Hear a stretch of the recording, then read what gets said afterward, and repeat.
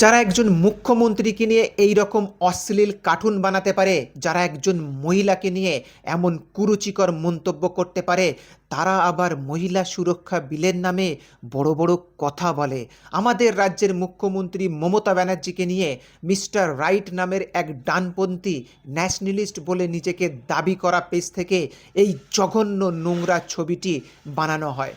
ছবিটাতে কিছু বাংলাদেশি মুসলিম শরণার্থীদের দেখানো হয় এবং মাননীয় মুখ্যমন্ত্রীর ভয়ঙ্কর অশ্লীল ছবি বানানো হয়, আর উপরে হিন্দি ভাষায় লেখা হয়, বাংলাদেশিরা আমাদের দরজায় কড়া নাড়লে আমরা তাদের আশ্রয় দেব।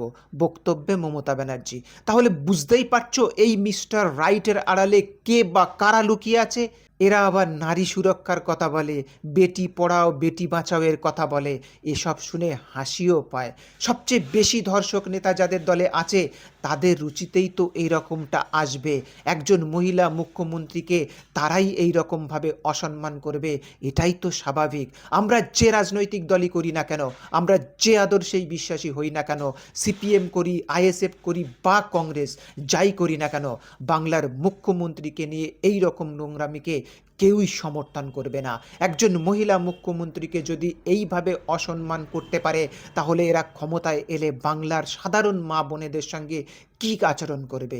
এই বিজেপি দলের নেতারাই নারী নিগ্রহ করে, শ্লীলতাহানি করে, ধর্ষণ করে, জেলে গিয়ে ক্ষমতার বলে আবার বেরিয়ে আসলে এই বিজেপির সমর্থকই ফুলমালা নিয়ে এই ধর্ষক নেতাদেরকে বরণ করে নেয় মহা আনন্দে।